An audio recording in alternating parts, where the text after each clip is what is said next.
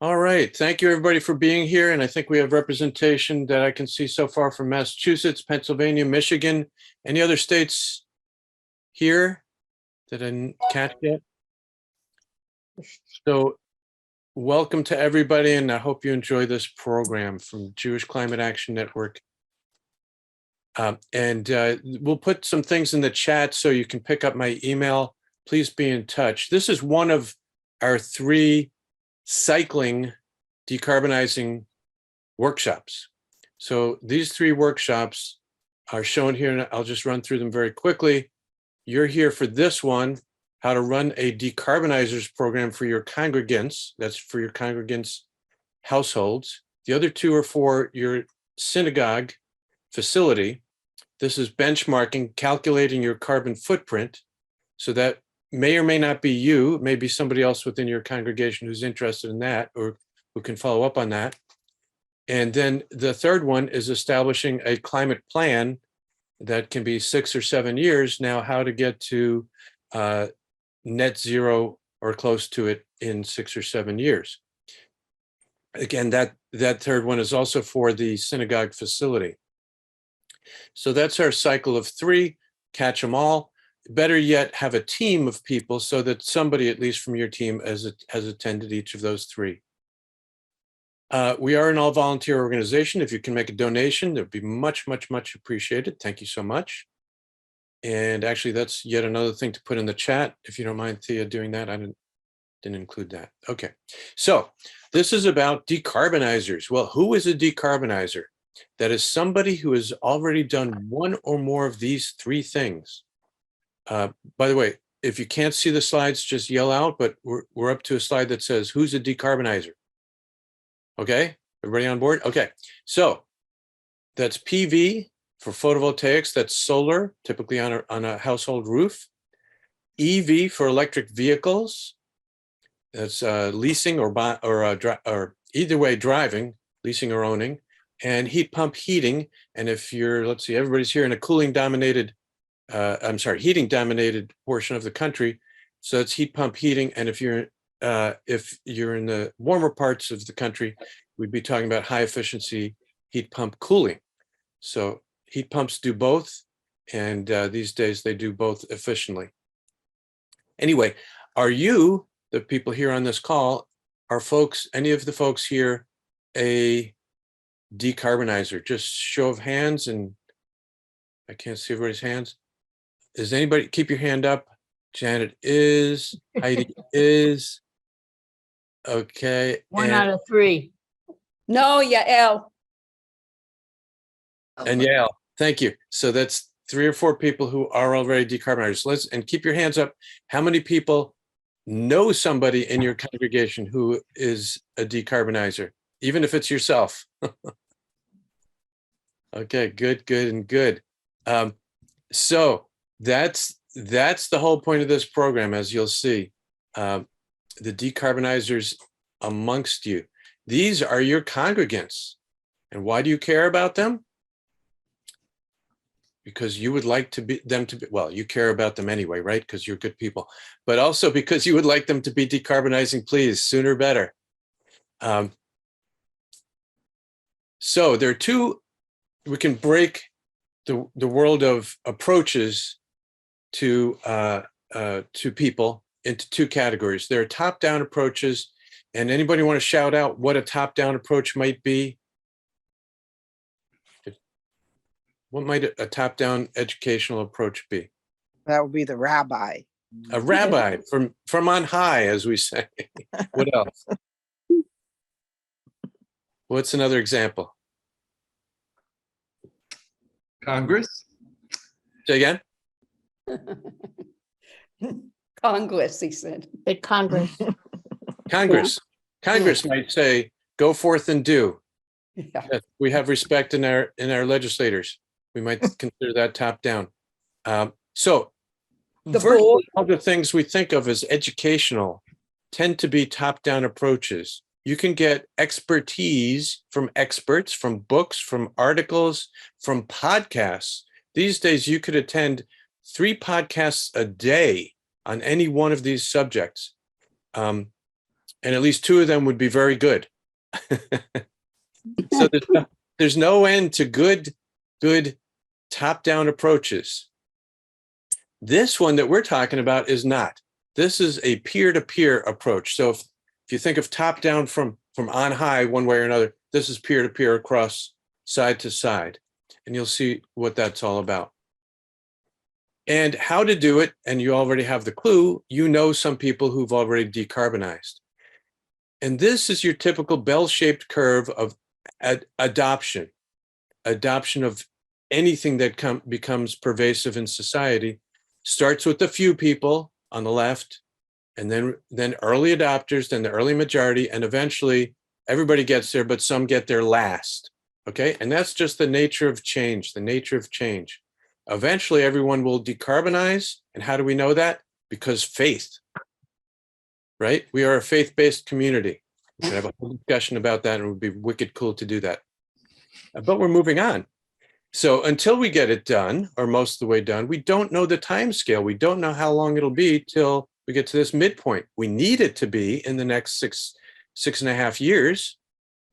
And but today, we're somewhere in here. And all we need is for this ramp to get super steep and super fast. That's where we come in. We must help accelerate. And if not the folks who show up to this kind of a program, then who? So tag your it. Now, if some of you are nervous saying, that's not me, don't worry, because, I think Moses felt the same way, right? It's not me. All right, but you're going to be trained to run a program. And here's somebody who didn't think it was her, Maria. We're going to hear from Maria. Let's see here.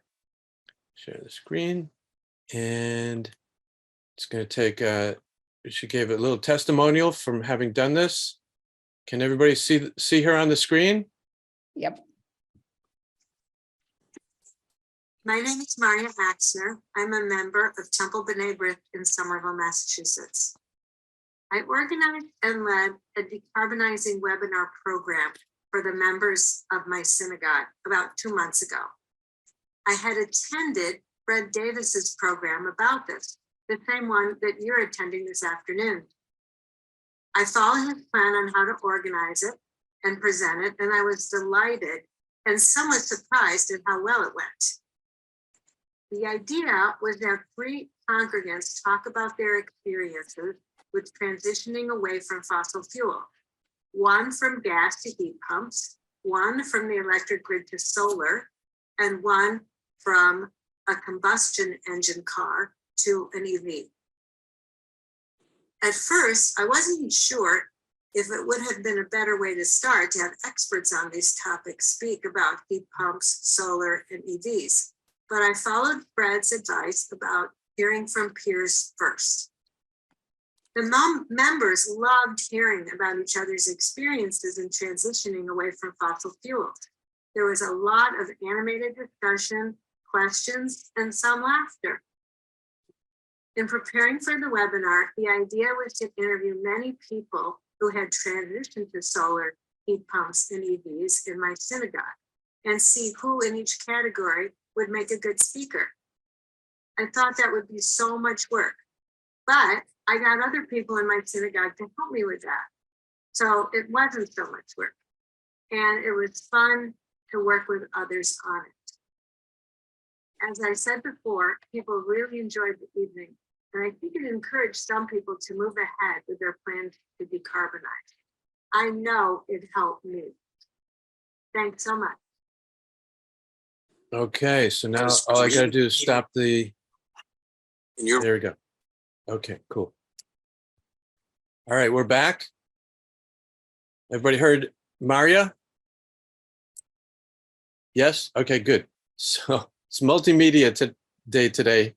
We'll come back to the slides. All right, so hopefully Maria has given you a clue as to the cycle here, and we're going to go through the, but let me just ask before we get into more slides, does anyone feel at this moment, even though you don't know the core of the program, does anybody here already feel empowered to put on a program at your congregation. If you liked the program, you're already plugged into your congregation enough that you could go ahead and get it done. Well, Yeah, go ahead. I just saw that unbeknownst to me, that one of my cohorts in greening is on, Patty Gould. And I think maybe between the two of us and maybe one other person, we might be able to. Wicked cool. That's great. Teamwork, teamwork, teamwork. So, so that is really key. If you're all by yourself in the synagogue, you'll see right here at the start, as soon as you start on this project, you'll be reaching out to other people, and you might assemble your green team. If you didn't have one yesterday, you can have one tomorrow. It's very straightforward process to gather folks together in this. So some of you may feel very empowered already in your congregation. Some may feel like you don't even know who to ask. So that's sort of the range. But I hope you will feel like you can get things started here. And JCAN can help you. JCAN can help you. So some people feel like, in some situations, it may be the case that you need to reach out and say, pretty please, we'd like to do this. Reach out to the rabbi, to the president, to the chair of social action. If you're not like, Carol, you said you're already chair of your social action. Okay, whoever it is, so we offer this so-called permission slip, and it says Jewish Climate Action Network strongly urges that we offer a one-shot program entitled Our Shul Decarbonizers. We can make this happen. It's no cost, no obligation, etc. So we're going to put that in the chat, and it might be helpful. Of course, you can adjust the text any which way you want, but so you don't have to start from scratch. You can at least use this text. So if you could put that in the chat, please, Thea, when you have a chance. All right. So, and if not now, when should you do this? You should do it now, and at latest next year. But there's still a few months left in this calendar, in this Jewish year. Why not? It only takes a couple of months between start to finish. It should take no more than 2 months. And who are the people involved? So you and your team are the organizers. The decarbonizers, who we're going to find in a second, you'll see how to find them. They are the presenters, 3 of them. And who else is involved is whoever shows up for the program. And how, okay, where to do it. This program is amenable to in-person, and it's amenable to Zoom, either way. And how is all peer-to-peer. It's super simple, super effective. And here's the recipe. So there's only these 9 steps, and I don't even need to write them down. They're so logical, but it's good to go through them so you see what needs emphasis. Calendar. So as soon as possible, put it on the calendar. As I said, give yourself 2 months. You don't need 2 years. 2 months is good. Publicize. So what I mean by that is, as soon as you get the date, put out something, whatever your mechanism is for publicizing, saying save the date. You don't need anything more than that and the word decarbonizers. Go ahead and save the date right now. And by the way, publicize all the way through. At some point you'll have the name of the program, a couple of sentences about the program. You don't need much more than a couple of sentences. And go all the way through to day of or the day before. There's some people who respond to early notices and some people who respond to late notices. We want all of them to show up and by the time we do it. So now we get to the core of it. Fetch. What do I mean by fetch? It means look around for your pool of non-expert decarbonizers. And again, who we're looking for is non-experts, people who are not professionals, people just like you and me who have already done one of the 3 big decarbonizing steps: photovoltaics or electric vehicles or heat pumps. How to find them? Well, this is where your team comes in. Ask the people on your team. If you don't have a team, that's fine. Go forth and communicate with the rabbi, communicate with the board, communicate with social action. Ask, do we have any members who have gone solar, who are driving electric, who heat with heat pumps? Ask, ask, ask. And as you ask, you'll see interest. As you get interest, you have more of a green team. Now, as you find those people who have decarbonized, and who are they? They drive electric.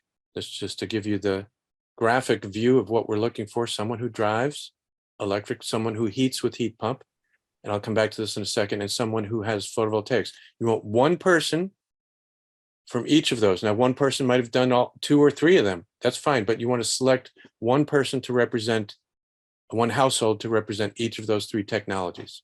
And just if people aren't familiar, you may have seen the components of an air source heat pump. So these are the 2 components on the bottom right. And you might see it in a room here and outdoors there. Those are the 2 components. All 3 of these are depictions of air source heat pump. I also show ground source heat pump, which is here, and that's drilled holes in the ground that you don't see after. You very much see the work while it's being drilled, makes a mess of a yard, but once it's done and the grass grows again, then you don't see it at all. So ground source heat pump and air source heat pump, either is good, and we can get into discussion about the differences later. So you want to fetch around, find your pool. Each time you come across somebody, you could use a script like this. You may have heard I'm on the green team. I heard you have photovoltaics. That's great. We're hoping to spread the word, and you tell them about the date that you have, but you don't have to commit at this point. You just are asking an open question. Can I ask how long you've had them? Do you like them? And then ask just those couple of real softball questions and listen for their response. And what you're looking for is, are they talkative? Are they enthusiastic? Might they be a good speaker? You don't have to decide right then because you're in the fetching stage. Horst, do you have a question? Your hand is up. I just noticed you're muted. Go ahead. I just wanted to mention on the calendar thing, what I found is that you have to make sure that there's nothing else going on that will compete for audience. Exactly. And also that Tuesday, Wednesday, and Thursday are the popular days of the week for calling meetings. So if you want to get people, you got to do a little research in your area to see where the stuff is and who's doing it and when they're doing it. Good. Thanks, Horst. Alrighty. So your first phase here of outreach and fetching about, as you find people, let them talk. You don't want to push them to talk at this point, but let them talk, and you want to be listening. If they talk for 20 minutes, fine. If it's just 5 minutes, that's fine too. Again, you're fetching about here. And let's see if we can listen to Donnie. Let's see what she did. She and Maria attended this program 6 months ago, and there we go. Hi, I'm Donnie Muller from Temple Beth Shalom in Framingham. We did a decarbonizing workshop a couple of months ago, and my biggest challenge in organizing it was thinking that I couldn't pull it off. And I found out that I was really wrong. So Fred encouraged me to get in touch with people very quickly to try to find people to talk about EVs and heat pumps and solar. So I got in touch. I emailed everybody I knew. I got in touch with the rabbi. I got in touch with people on the House committee. And most people didn't answer me, but enough people answered me to say, well, I can't do it, but so-and-so has heat pumps and so-and-so has solar panels and he really loves them, or she has electric cars and she loves them, and told me a funny story about it. And so I got in touch with, I finally narrowed it down to a couple of other people and got in touch with them. And both of them were pretty reluctant to do it, but I sort of kept talking with them and asking them to tell anecdotes about using his solar and her electric cars. And then I sort of felt, well, flattery could accomplish everything. And I I told them the truth, and that is in each case that, they were really engaging and fun to listen to, and that the congregation, the people, their friends and family would really enjoy hearing about it, and that it would be fun. And so with just a little bit of arm twisting, both of them agreed to do it. We had just put in heat pumps, so I selected myself as the charming person to do the heat pumps. And so, for instance, I talked about how having zoned heating allowed us to keep my 92-year-old mother roasty toasty, and for us to be able to freeze at night the way I like to in our bedroom to sleep. And what was really important about it also was that each of us just talked anecdotally. We did not present ourselves as experts. And we talked about, what worked for us, what made our lives more comfortable about it. And it was just surprisingly really, really fun. And lots of people came. Our congregation often has poor attendance, and lots of Okay, people I'm gonna came. say thanks, Donnie, for that. And hang on a second. It was a program called Shalom Plex that we have. Okay. So thank you, Donnie, for that. All right, we're back. Questions at this point? Just shout them out because I can't necessarily see everybody. I know this is decarbonizing. We have lots of people who compost, and I'm just wondering if that would be something that we could add. Right. So great question, Yael, and thank you for asking. And so we get this all the time with Jewish Climate Action Network. And the reason we focus on these three measures, if we can call them measures, steps to take, is because they are by far the largest impacts on carbon footprint, and households need to go through them. And it takes effort. It takes effort. So 5 years ago, all three of them were considered very, very, very difficult and unlikely. Today, with the IRA and lots of other help, all three are within reach of many, many, many, many, many people.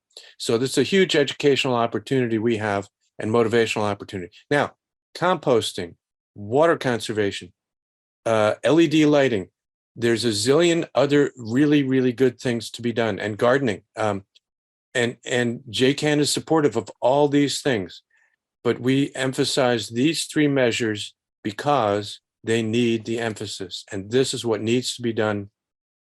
50% of our carbon footprint needs to be going away by 2030.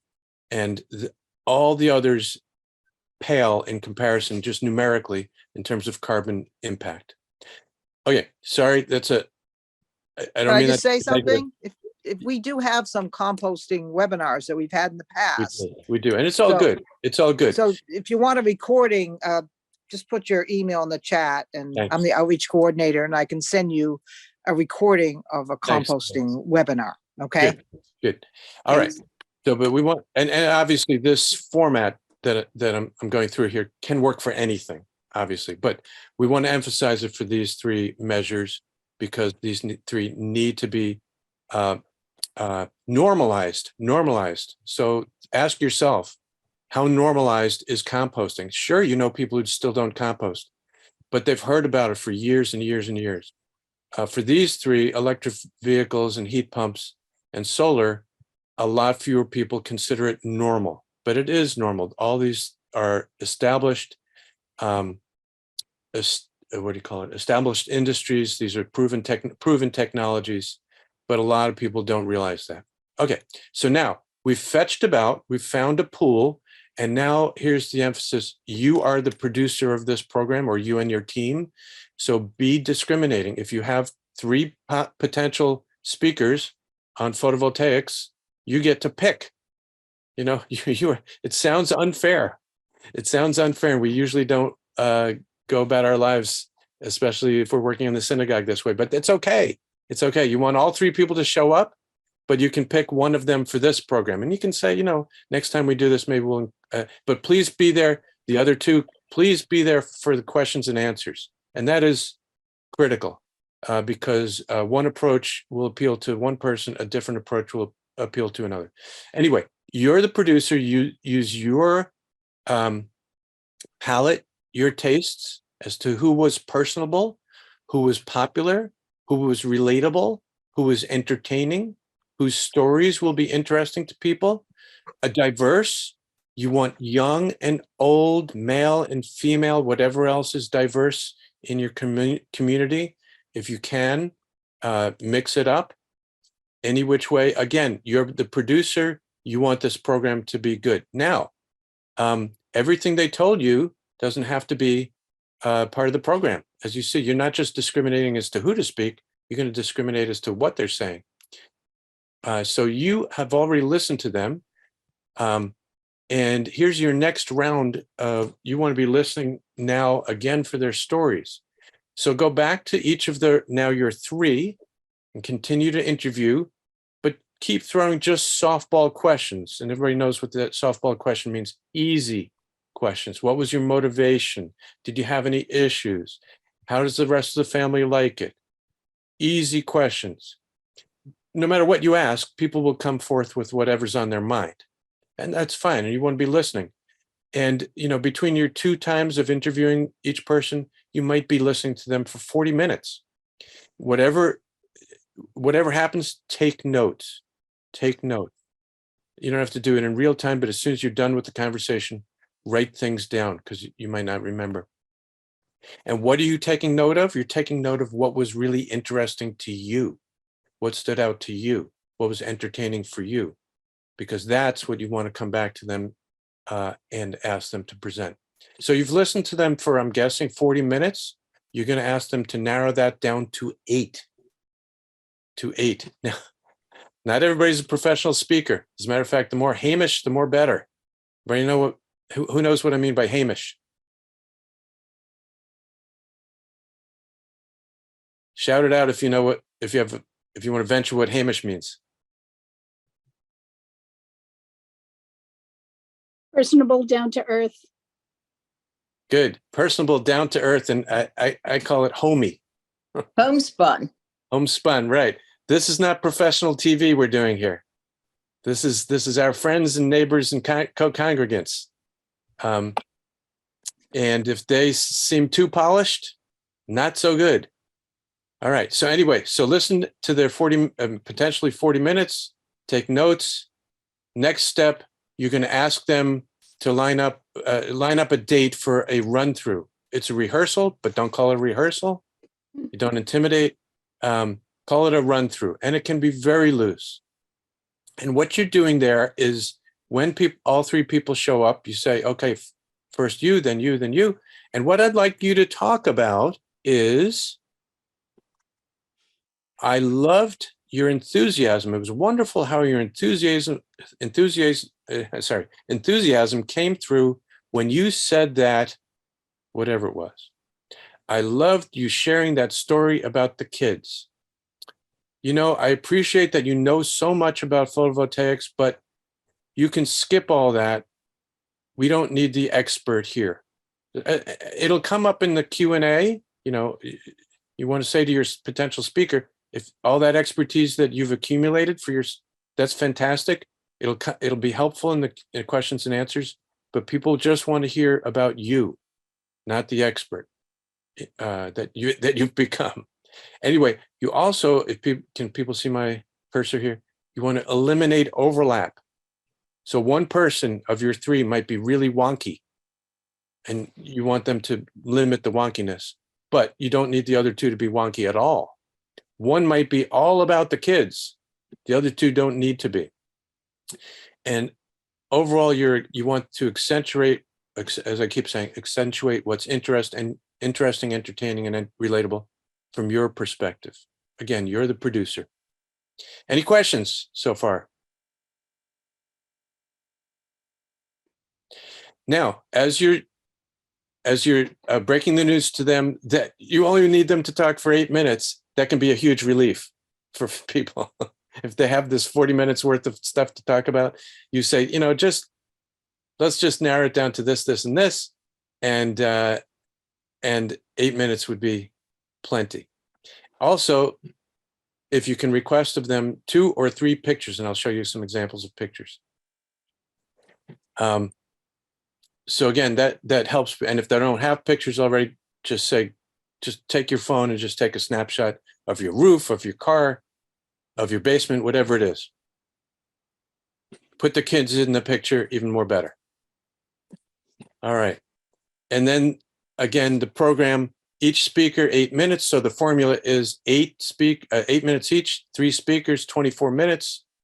And it leaves a little time for intro, a little time for exit announcements, and plenty of time for Q&A. That's super important because it's not about the speakers, it's about the audience. You can have a little exercise in there if you want, but that's really optional. Afterwards, assess internally and definitely let JCAN know what's going on. You can let JCAN know what's going on before you're done. Again, these are your co-congregants. You want to move them along the line. And by the way, what we're doing here, if you can see my hands, I don't know, which people are wherever they are on this, and we're trying to move them to the rights. That's the whole goal. We're not necessarily getting everybody in the audience to decarbonize the next day. It'll be great if some of them do, but we're going to move them from where they are to where they need to be, or towards where they need to be. That's what we can do, and we need to keep doing it. So these are the results. So Heidi, could you read out the green person on the left here? Just what does she say? Did she just say? Right. And who wants to read out the, let's see, who's unmuted? Carol, you're the They made money? this is the results. People are sitting in the audience. This is what they're thinking. Lorna, go ahead. Can you read the red person? Unmute.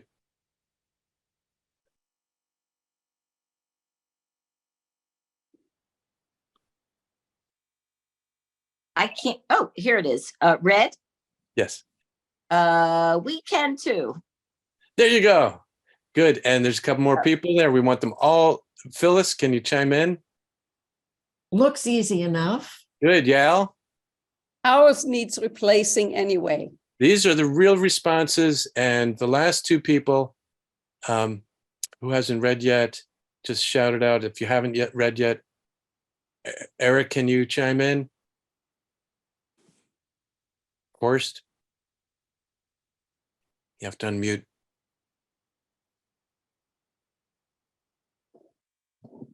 Which one? There you go, right here. Okay. Second to last. If they could do it, And keep going. we can too. If they could do it, we can too. That's the whole schmear. If they can do it, we can too. All right. So if not now. So here's some pictures of real decarbonizers and real decarbonizers workshops. So we had one that was national in scope.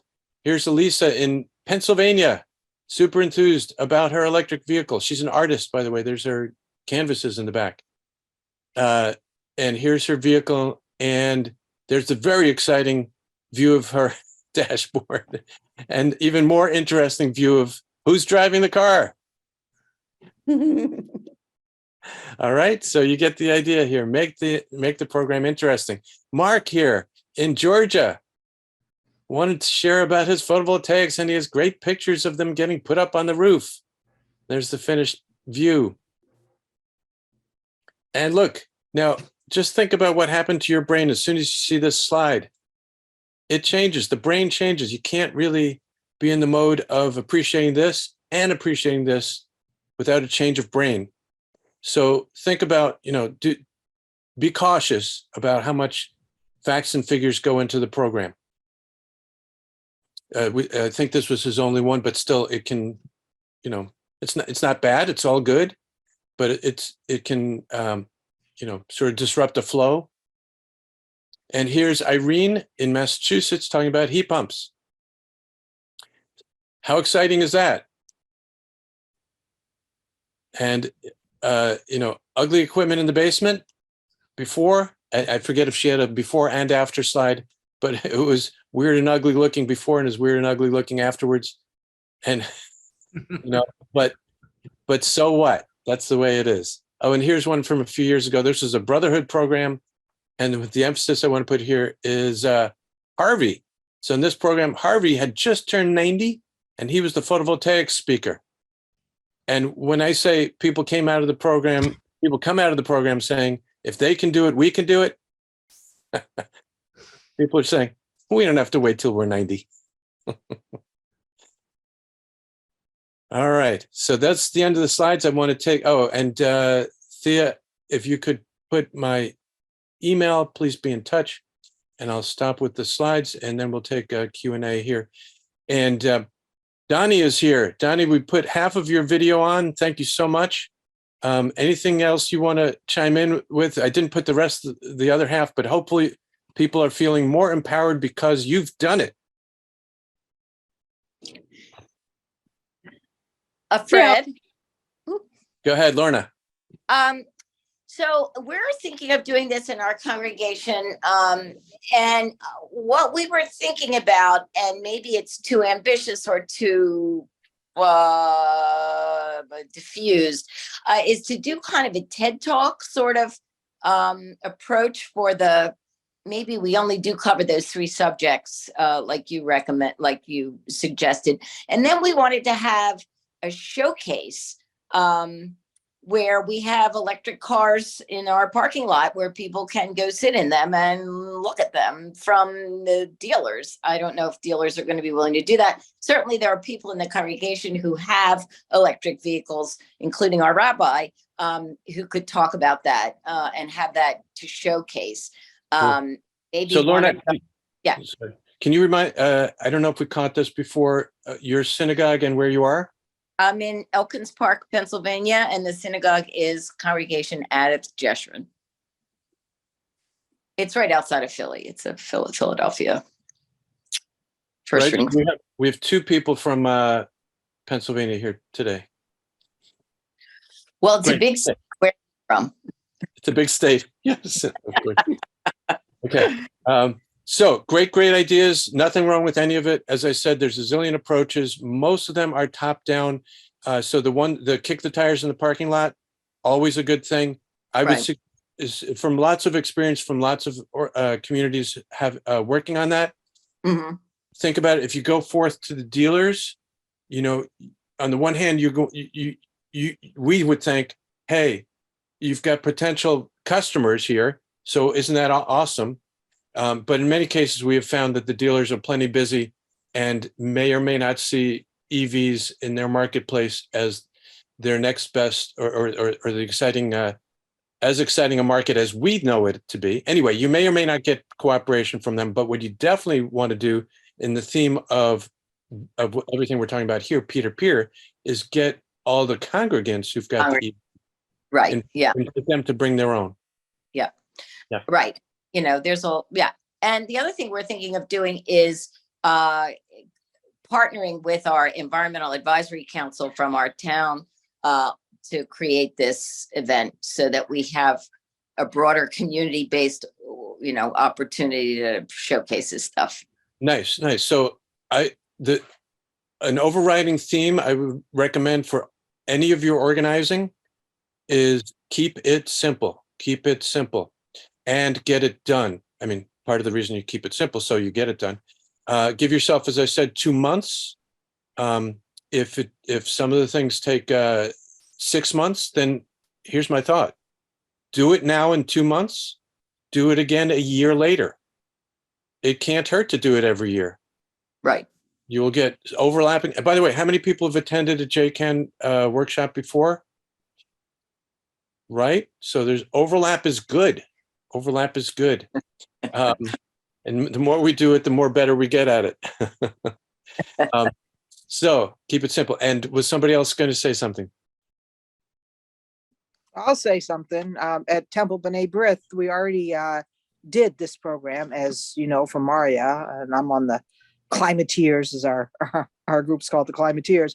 But we're banting about ideas because we do things all the time. And one of the ideas we're banting about is having a climate fair, and which should be outside the temple in the parking lot, and that would include having some congregants electric cars and having electric bicycles and things like that. Just having all these things for people to look at. All right. So And so that's the whole thing, kind of doing the same things, kind of similar over and over again, as Fred said. great. So Lorna, you know, at the beginning you said we're thinking of having TED Talks. Now, I don't know exactly what you meant by that, but you know, TED Talks, right? Typically they are the epitome sort of top down, you know, experts speaking to whoever listens. And that's not bad. It's just not what we're talking about. And why is that? Donnie, you might chime in here, because people listening, in a way, we let our hair down when it's our peers, and we can, you know, what is it? What is it the people typically put it? You know, I don't want to look stupid, right? And as Jews, we should always be asking questions and not worry about such things. Really, we really, really, really should. But it happens. It's human nature. I don't want to look stupid. So if you're in front of an expert or somebody you deem an expert, you might not ask the quote dumb question. If you're in front of your peer, your hair is down. Donnie? Well, I found that people just really wanted to talk to each other the most, and that and people were getting each other excited and giving each other ideas. And the other thing is, I recently read something that one of the biggest factors in why you might install solar panels on your home is that your neighbor did it. So the thing is, it's actually realistically a lot more infectious peer to peer. Right. Now, yeah, there's a lot of science there, and I can give a whole talk on, remember the bell-shaped curve I show, adoption curve. Guess what? By definition, everybody on the far left has to have learned from a top-down approach. Why? Because they didn't have any neighbors. They didn't know anybody who had done it. They're the first ones to do it. They had to get the idea from someone other than peers, And guess what happens as that curve moves up? It gets to be more and more and more peer-based inspiration and what do we call peer motivation. So the science is there. This is how it happens. This is not an offshoot. This is not a weird thing. This is not a side show. This is how it's going to happen. And you are it. So I would love to hear in the minutes we have left. I'll stay as long as people want.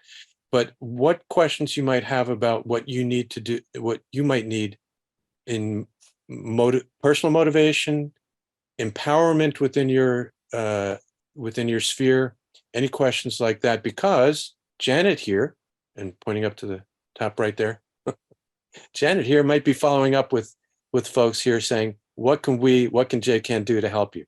So if we can hear any of that now, that'd be great. Carol, you're unmuted. Did you have something to say? Well, I would appreciate the technical information of roughly how much do each of these steps cost, each of these 3 steps cost. I am somewhat reluctant to go in front of people and say, spend $20,000, $40,000, $60,000. You got it. I think you just answered your question. Next question. No. Carol, here's what I do. And by the way, JCAN puts on all sorts of programs, and guess what? This comes up all the time, and we can discuss this for 40 minutes. And that would be a minimum. I mean, we could go on more than that. But in the spirit of this program, here's what I'd recommend. If you can feel empowered enough to go forth and take the first steps here, you can be asking folks just what's on your mind. Saying, and I'm curious, was it a significant outlay of money? You don't have to ask them how much, but, how about the money? And, go find out for yourself. And by the way, another good reason to do that is because I could give you an answer that would pertain to Massachusetts that might not pertain to Eastern Pennsylvania. The incentives do vary from state to state. And also they vary over time, and they vary hugely, from last year till now. The IRA, the federal legislation, has made an incredible difference. So whatever the price is, 30% of it will come back to the taxpayer in the way of a tax credit for solar, and for heat pump, and for EVs, it's also significant, 7,500, is that right? Anyway, it's massive. So if people did this a year ago, great, yasher koach, you want to pat them on the back and admire them, and you can ask them questions about money, but you also want to keep in mind that whatever their issues were then, there can be a whole lot less issues monetarily. All right, so there's some non-answers, but I just get a tickle from thinking that you might go forward and ask that very basic question as part of your organizing. It'd be a great way to learn. And by the time you have your program, you'll be an expert. So, and seriously, that's how it happens. Yeah, what were you going to say something? Come back. I'll come back to you, Horst. You were not. Horst, go ahead. Okay. Well, I just went through the Climate Reality Project workshop, and that was all top down. Al Gore and all his people he knows on the top levels, and that, and then you got all of this information from IRA and BIL and so forth. Now one of the reasons I went to it, I wanted to see what could I how would I be able to pull out that stuff to do what you're doing today, and especially the cost thing, because there was a really nice chart that showed, what different income levels, and it showed what you get basically free if you were low income, and you got about 30% off your taxes if you purchased if you were 100,000 or more per year or something like that. So going back to the question that was, I think you raised it, was what is it going to cost me? So how much detail do I want to go into it on an introductory? You don't. So yeah. So again, the top down, you can go into endless detail, and it's all good. It's all good. And each individual consumer will go through whatever their arc of decision making is, but you don't have to do all that. All you need to do is get folks in the room, the speakers and the audience. Patty. Okay, thanks.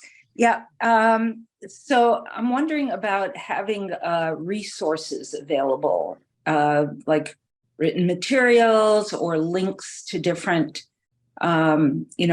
programs that offer discounts, or, some more informative kind of the down stuff. Great question. And Patty, I'm sorry, you might have already said it. You are Temple Emmanuel Sinai in where? In Worcester. I think you said that. Yes, I knew that. Okay, sorry. Okay, so great question. And in Massachusetts, we know there's great resources, and there's resources all over the country. Here's the thing. If you start on that quest, which is a very good quest, you could spend 2 months just trying to get a, decently authoritative listing, semi-professional. And it's all good. It's all good. But guess what? It's top down.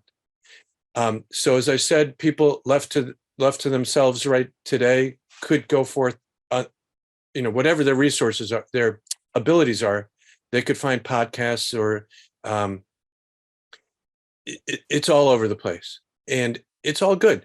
But I'm just saying this program emphasized the simple, emphasized the peer, and that's how you get from here to finish. And look, by the time you get people in the same room together, as Donnie was telling us, and as Maria said, people get excited by talking to each other, and they hear what they need to hear or what they can hear from each other. Now, we all get to go through our own cycle about making our consumer choices, but at the end of that, when we're, or not even the end, but as part of that, we need to go to professionals, and there's nothing wrong with that. But so what does that look like? Go to the dealership and say, I want a car. And they say, well, yeah, I'd like it to be green. We say, well, we have green, blue, and yellow. And you say, no, I mean green, like sustain. Oh, yeah. You know what? Just make it electric. And that's really all you need to say when you talk to your heating contractor. Just go electric. Now, that's. I'm not saying that that's all that people need to do or say, but in a way it's that simple. Patty, you had a follow-up? Yeah, so is there a natural follow-up seminar that, that you can offer people at the end of this? Or you poll people? Yeah, there's all sorts of directions. And again, I would suggest organic. Walk on this path. Do you have a green team already in your situation? We do. I think you and Yael, and you said, Yael, at least somebody else. Good.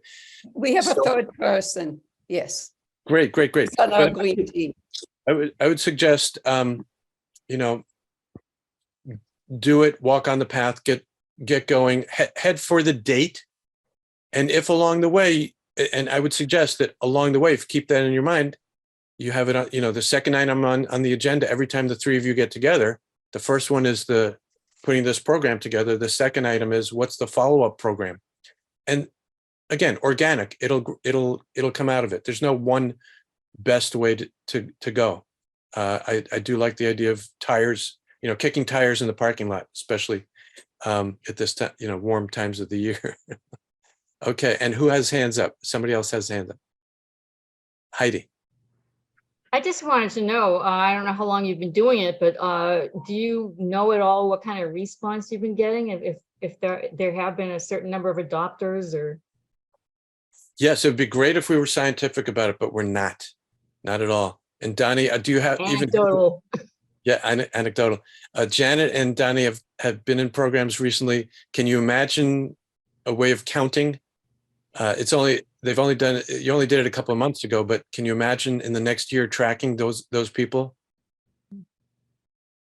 Yeah. Not like, No. So it'd be nice. It'd be really nice. And I'd love to have a firm answer for you, but I don't want to fool you either. But the what do you call it? The cartoons that I showed, those are real responses. And I do know that I've definitely heard anecdotes saying within weeks or months, people went solar because of what they saw in the program. People bought the electric car because of what they saw in the program. How many? I can't tell you. But is it more than without the program? Yes. And is that what we need? Yes. So if you can count it up, fantastic. And then all you need to do is do the program again the next year and double that number. That's all we need. And by the way, I did come across, I'm very grateful here in my own town in Massachusetts. Don't know exactly how she did it, but the town assessor is tracking solar on residential roofs and electric vehicles. And in both cases, listen to this, in both cases in one little town of 10,000 people. How's it go? Number of owners of solar went up 30% between 2021 and 2022, over 30%. Same thing, number of owners of electric vehicles shot up over 30% from 21 to 22. That's first, it's amazing that we have numbers. I'm so grateful to her for the work she does. But those numbers are not, incremental, not small growth. It's the kind of growth we need. And by the way, we weren't starting from zero.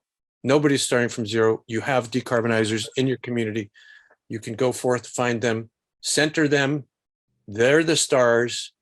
And the next wave of people will be grateful for it. Can I just add that in that town, I'm part of the UU church there, and we did a decarbonizing program, and we videotaped it and put it up on the TV, on the what's it called? The local access TV, everything. And so people all over the community can now see our videos about our decarbonizing videos. Right. So what Thea and I are talking about here in the last minute or two is community level, meaning municipal level organizing. And what we're doing here in this realm is congregation level organizing. Well, we did it through the congregation. True. Just that we were able to get the town to put it up on the TV access. Right. Cool. And we did run municipal decarbonizers also in the same town. Anyway, the program works. It works. It works. And any thoughts? Again, if you can give Janet a clue what it's going to take for you to take the first steps, because she's going to get back to you to ask just that question. Any thoughts before we sign off? Phyllis, Horst, Heidi, Carol, Patty. Any last thoughts? What's it going to take to make the first steps? No pressure. JCAN is Jewish Climate Action Network. We are about the action. We're all good with education, but we're really here about the action. Phyllis, go ahead. I'll talk to people and see what we can do. Yes. Thank you, Phyllis. Heidi. I'd be working with Phyllis, so same thing. Yay. How many, do you know 3 decarbonizers already? On all 3, 3 separate people. Yeah. we have solar. 1, I think I know someone that has an electric vehicle. 2. And we'll find out about heat pumps. There you go.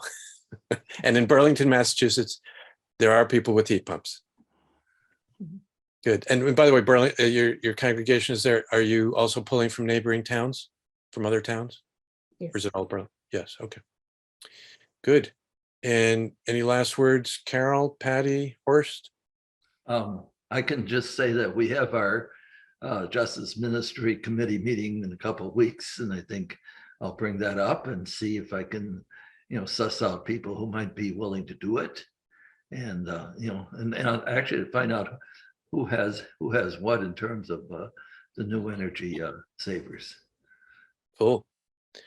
All right, Patty, Carol, any last words? No, our greening group is meeting in a couple weeks, actually, to kind of reassess as part of the social action committee. We're having a summit of the social action committee, and we are reassessing our priorities. And so this is a perfect time for us to think about how to prioritize the climate work. Good. I can imagine such a conversation would be wicked interesting and it could go on for a couple of years. But if I may, if you can see in the chat, you put it in the JCAN permission slip. It emphasizes, let's just get this going.